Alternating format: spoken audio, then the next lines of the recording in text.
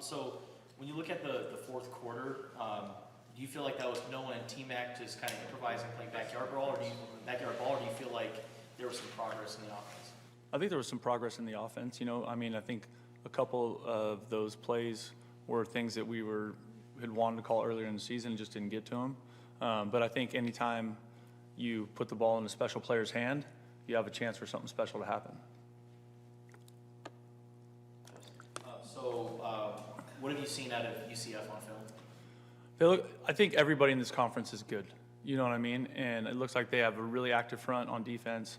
I haven't spent any time on their offense yet. It's been all that. But, I think obviously Coach Malzahn has been doing a great job coaching football teams for a really long time, right? And so we're going to play a team on the road. It's going to be another tough game in this conference. They have really good personnel.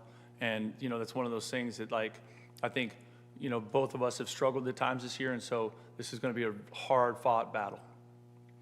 Michael, they made some changes to their coordinators today. When something like that happens, how do you approach that as a coaching staff? Yeah, that's always a tricky one because you don't know.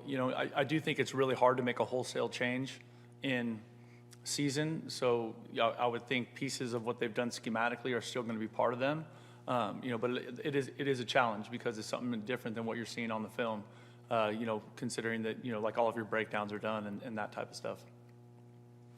David? Brent, what are you seeing as some of the challenges on the inside run game? I mean, we're seeing guys going to the second level to block, but maybe leaving guys unblocked on the first level, safeties coming in unblocked. What are some of the issues there? Well, I think, in regards to last week, those safeties were really active. That's why you saw us have a little bit more RPO game in the game plan last week than we had in previous weeks. A little bit of the moving pieces up front, sometimes either inexperience or just still developing players. Sometimes moving those big people up front is challenging. And we haven't seen too many long snappers that are involved downfield like what we've seen from Justin Hollowell. Is that a byproduct of the way you do your punt coverage, or is that just his skill set that he's able to get down there? Well, I think it's a combination of both. It's one of the reasons we went out and got him last year is because we saw that he had the ability to cover. He's obviously an accurate long snapper, and you need that first and foremost. But when those guys can show up in the coverage game, that's an added bonus. Brian? What are some of the challenges of having this cross-country trip and from your experience at San Jose with these kind of games? What can you take from this? Yeah, I think anytime you travel, and you're going on the road, it's something totally different. I think for our football team, the biggest thing is control what we can control, and that was we played a lot of games across the country at my previous stop, and it's always about how you handle the travel and not let that be an excuse, right? Like we know we're going to Florida, it doesn't matter. It's the football field's going to be the same size and width and length. Let's get ready to play.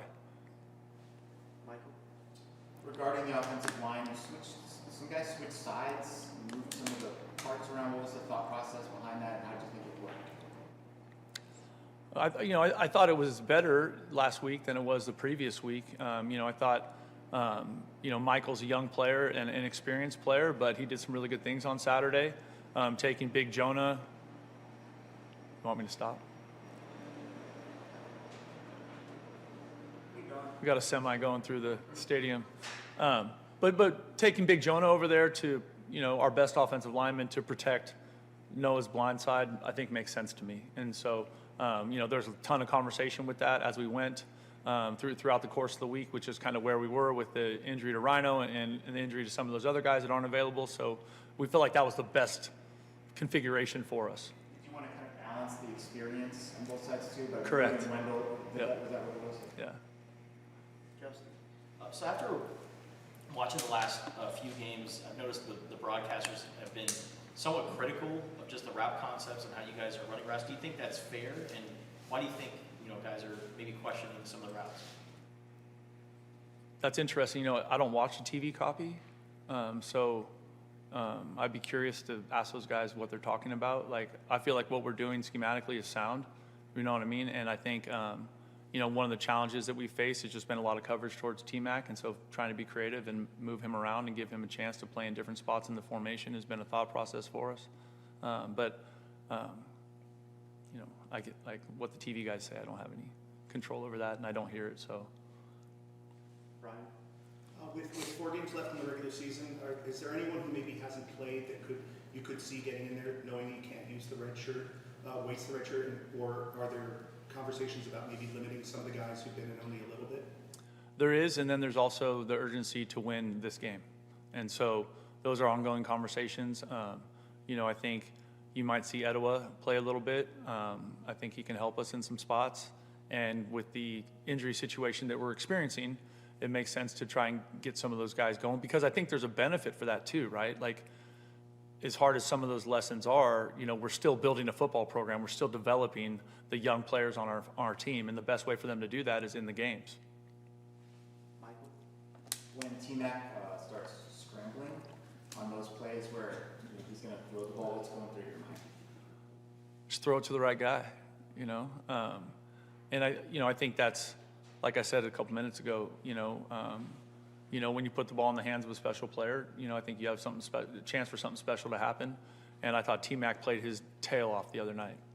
It was just really, really impressive. He's been outstanding all year that way. And I think when your best players play as hard as they do and care as much as he does, I think that's really inspiring for your football team. When you looked at the film of those 2 plays, did you kind of wonder, like, how did he even see Noah or know where he was? Well, on the second one, yeah. On the first one, that was like part of the design. So, but on the second one, yes. Jason?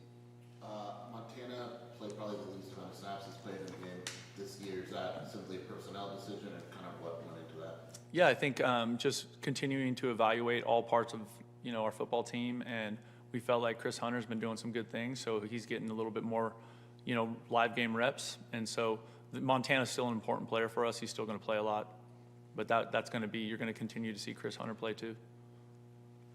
David? As well as the defense has played, Brennan had to be frustrating to give up those 2 big plays. What did you identify as what were the breakdowns were on the jet sweep that went for 55 and then the long pass? Yeah, I think that was frustrating because those 2 big plays kind of were, broke our back. They're game-changing plays. I think just maybe a step late, a little bit out of position. And one time we ducked inside on a block where we got to set an edge there and turn it back to our help. So just like a technical detail that ended up being really, really impactful. And a couple of those offside calls looked questionable, where the guy didn't really look like he jumped or was offside. Did you get any clarification? I haven't gotten the official report back yet on the calls we sent in. Like I mentioned it on Saturday night. I thought West Virginia did a good job with their cadence. I thought I was impressed by their plan that way. Justin? Of course, Tyler Loop has had a pretty solid year, but how would you look at special teams beyond just him?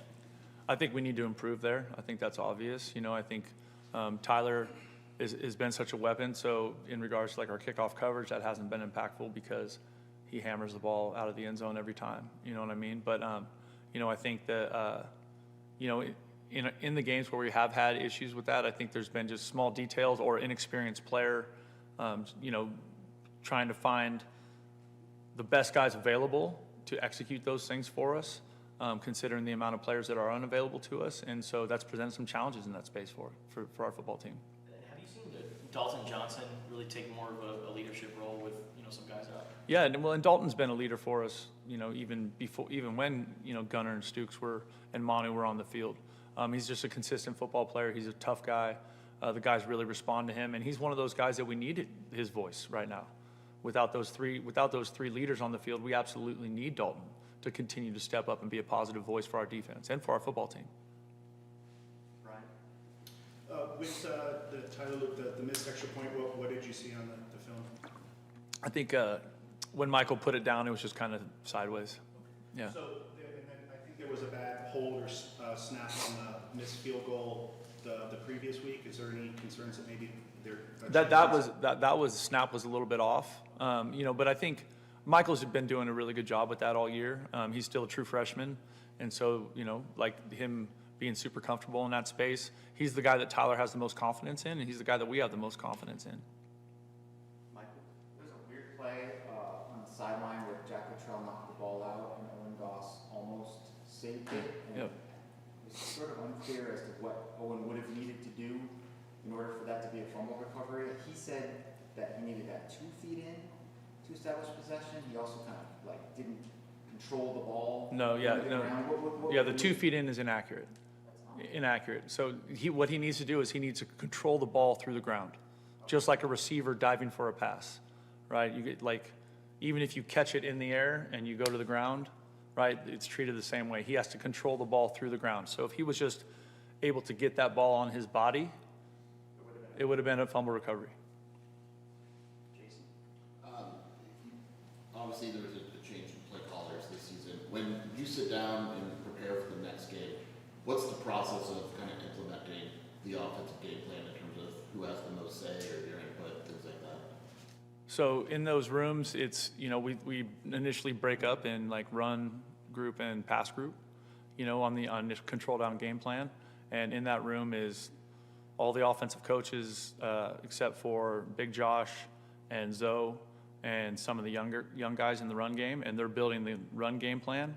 And then the pass plan and the run game plan, we come together and kind of go back and forth on what we think all parts of it are going to be.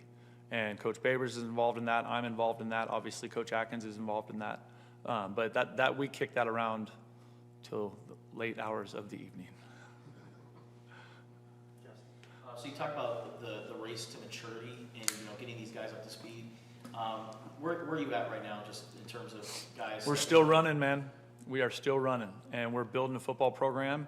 And every day there's some challenges that pop up with those young players, but it's also learning opportunities for them, and it's also valuable experience that they're gaining in the process. And as tough as some of those moments are, we got to find the good as we try and correct what's not good, right? And some of those young guys are playing their tails off and giving us good minutes and good reps in games.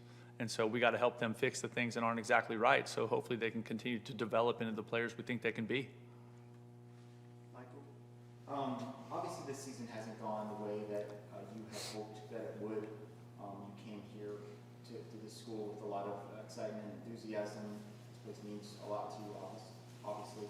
So how has this whole thing affected you personally? How have you processed it and handled it? I think for me, I'm still excited about this team, and I'm still excited to be here. We have 4 games left, and, if we play well, we get to play 5. And I think that part of it is, I look at it, you're always building the football program. You're always developing the players. And to me, that process is ongoing. It never stops. You're still coaching everything. And especially when you have an injury situation like we've had, you have to get guys ready to play. And you have to find the value in that for what their experience is going to be and how that experience is going to pay off for us, hopefully, in these games that are coming here. Like Jack Luttrell is going to be better this week than he was last week because he had to play a whole game at free. You know what I mean? And so I think as those moments go, the players continue to learn. We continue to get to coach them off of their film, and they can see themselves in those spots making those plays. So I'm still excited about this team, and I love the University of Arizona. And I know that we're building a program, and I know that there's some tough days when you have young people in the game. Or tough moments, rather. Brian, we won't see you on Thursday. What's your go-to Halloween candy? Oh, that's a good question. So in my office, I have candy in there, and the players come and walk in, but it's all the stuff that I like the most, So it's 100 Grand, which is an incredibly underrated candy bar, and seems to be a fan favorite when players are coming through my office. Sour Patch Watermelons is big in that space. Starburst. Those would be my favorites, I think. What's yours? Reese's. Okay. Reese's is big in the office. Reese's is big Dino Babers' office. That's a big Reese's. That's the Reese's capital of our building. We have time for one more. You have a good Halloween costume growing up? Spider-Man. I've been Spider-Man like every year since I was 4 years old. Yeah. It's like literally, I've been dressed as Spider-Man like 20-something times. Yeah. It's my go-to, even before all the movies came out. The costumes are way cooler, though, than they were when I grew up. And we all grew up with the plastic mask, right? And like the plastic sheet you draped over yourself. It wasn't as cool as like the real life stuff the kids get now. But All right, that's our time. thank you guys.